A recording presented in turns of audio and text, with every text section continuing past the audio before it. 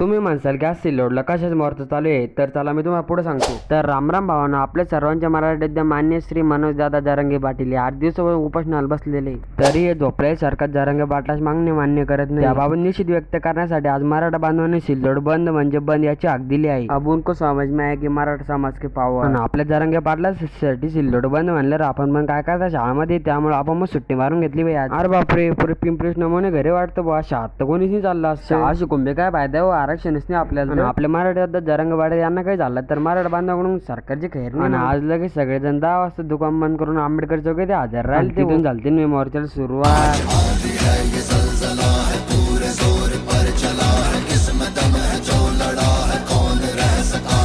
एक मराठा लाख मराठा, आणि त्याचं दुकान उघडं दिसलं म्हणजे फुटलं. डायरेक्ट एक पण दुकान उघडं नव्हतं सिल्लोड मध्ये. अरे कोण म्हणतं देत नाही यार मराठा